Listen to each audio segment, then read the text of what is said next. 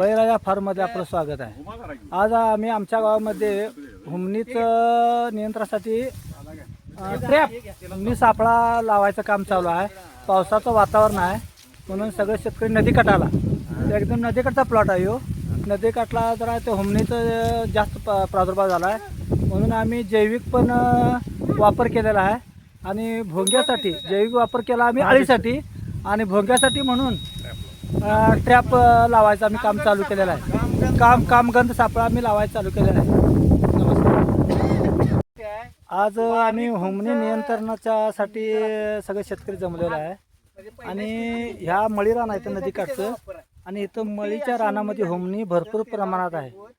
आमचे राधानगरी विभागाचे सुनील कांबळे सर हे सर्व शेतकऱ्यांनी माहिती देत आहेत की हुमणीचं नियंत्रण कुठल्या पद्धतीने करायचं। आम्ही सगळे शेतकरी थोडा ऊस आहे 86-32 आणि त्यासाठी तुम्हाला मी हुमणी दाखवतो। आळवणी करायला पाहिजे ते कसं करायचं, पाणी देऊन ते आळवणी झाली पाहिजे काय। आता हे दुसरं म्हणजे मोठ्या स्टेजमध्ये जर हुमणी झाली की नाही तर त्यासाठी हे EPN कल्चर आहे, म्हणजे हे नेमॅटोड्स आहेत, ह्याच्यामध्ये सूत्रकृमी आहेत।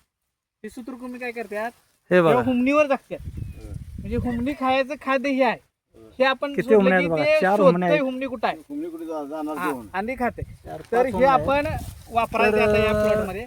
दुसरी गोष्ट म्हणजे तर कुठला आहे औषध कुठला आहे sir? EPN culture, EPM culture म्हणजे सूत्रकृमी, सूत्रकृमींचं आता हे आम्हाला शेतकऱ्यांची माहिती येत आहे सुनील कांबळे सर।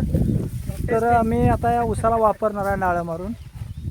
तर ही जे आपले EPN आहे त्याचा आपण आता प्रात्यक्षिक इथे घेणार आहे, कशा पद्धतीने वापरायचं त्याचं घेणार आहे। त्याचा डोस एकरी 2 किलो आहे, एकरी 2 किलो आपल्याला हे EPN वापरायचं आहे। तर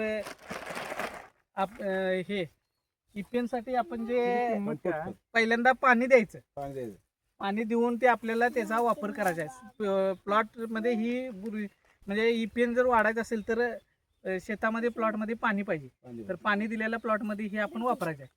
तर ते बुरशी वाढायसाठी तुम्हाला हे द्यावं लागेल का, म्हणजे गावठी गांडूळ खत किंवा असं काय? तर बुरशी वाढायसाठी नाही, ते काय द्यायची गरज नाही, चालू हुमणीच्या स्टेज मध्येच फक्त वापरायचा, इतर वेळी त्याचा काही उपयोग होणार नाही। मोठ्या हुमणी असले तरी सुद्धा चालणार हे EPN, आणि जे मेटरायझम आहे ते पहिल्या स्टेजच्या हुमणीसाठी, बारक्या लहान आळीसाठी ते वापरायचं। आता जी दुसरी गोष्ट आहे, हे जे EPN द्यायचं आहे त्याच्यामध्ये काय करायचं, 200 लिटरचा एक ड्रम घ्यायचा, 200 लिटर पाणी भरायचं त्याच्यात आणि त्याच्यामध्ये 2 किलो हे टाकायचं, पूर्ण मिश्रण करून घ्यायचं आणि ज्यावेळी पाट पाणी आपण देतोय त्यावेळी ती कॉक चालू करून पाण्याबरोबर ते आपल्याला द्यायचं। सर जीवामृत मिक्स करून चालणार का? जीवामृत मध्ये मिक्स केलं तर त्याचा रिझल्ट आणि चांगला येईल आपल्याला, कारण हुमणीचं खाद्य जे आहे की नाही जैविक हे आहे, त्यामुळे जे हुमणी तिकडून डायव्हर्ट होऊ शकते।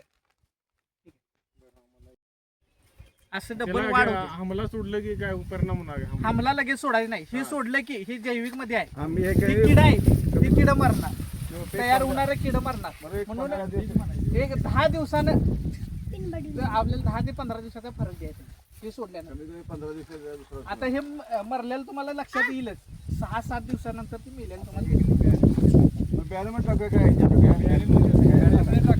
मी जे कल्चर आहे साहेब, 1 मिनिट, हे सूत्रकृमी कल्चर आहे, त्याचं प्रमाण जरा तुम्ही शेतकऱ्यांनी सांगा। एकरी 2 किलो प्रमाण, एकरी 2 किलो प्रमाण टाकायचं आहे। तुम्ही सरीतून टाकू शकता किंवा बॅलर मध्ये तयार करून पाटपाण्याने देऊ शकता, किंवा शेणखतामध्ये किंवा गांडूळ खतामध्ये मिक्स करून ते आपण टाकू शकतो। फक्त ओलावा जमिनीत असला पाहिजे, थोडं 15 ओलावा जास्त पाहिजे, जेवढा ओलावा जास्त तेवढी वाढत राहणार। आणि रासायनिक खत या पिरियडमध्ये किंवा कीटकनाशक द्यायचं नाही। त्या 1500 पिरियडमध्ये रासायनिक कीटकनाशक रासायनिक कुठलंही तुम्ही त्याचा द्यायचं नाही। आता आम्ही बघा मिक्स करायला लागलोय गांडूळ खतामध्ये, असं टाकलं वाढते आणि पाणी सोडायचं। बाबा तुम्ही पिशवी कधी आहे का तुमच्याकडे? काय जरा इथं या, तुम्ही इथं बसा, टाकाय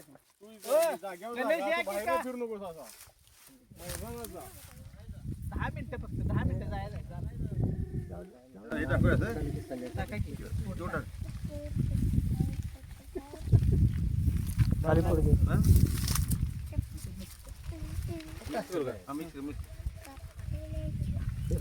सरीतनच पडलं पाहिजे, बोधावर नको, जेणेकरून तिथं पाणी लागलं पाहिजे। ह्या चार करपाडी. दाखवू द्या. तेच की, आणि सरीतनं परत पडते. ह्याच्यात पाण्याची बाटली वगैरे आहे का? आणि तुम्ही बघताय तो हा हुमणीचा ट्रॅप आहे. हुमणी आता हा पहिला मृग नक्षाला पहिला जेव्हा पाऊस पडणार त्यावेळेला हुमणीचे किड म्हणजे हुमणीचं जे कीड असते मोठी म्हणजे आळीतनं नंतर कीड बाहेर पडते ते पहिल्याच पावसाला बाहेर पडते. त्यासाठी हा ट्रॅप लावलेला आहे. माझं सांगण्याचा उद्देश एवढाच आहे की वळवाचा पहिला पाऊस झाला की प्रत्येक शेतकऱ्यानं आपल्या शेतामध्ये थोडंसं खाली तलाव करून किंवा पाण्यात टब भरून असं एक हुमणीसाठी ट्रॅप बनवावं. म्हणजे भविष्यात तुम्हाला येणारी हुमणीचं नियंत्रण बऱ्यापैकी होईल. कारण एक हुमणी आपल्या आयुष्यात 70 ते 80 अंडी घालते. एक जर आपला नर मादी जर मिळाली तर 70 ते 80 हुमण्यांचं आपण नियंत्रण करू शकतो. म्हणून तुम्ही हा ट्रॅप प्रत्येक शेतकऱ्यांनी जरूर बसवावा. या उद्देशानं आज व्हिडिओ करत आहे. अशाच नवनवीन प्रात्यक्षिक व्हिडिओसाठी सबस्क्राईब आणि लाईक करा विसरू नका.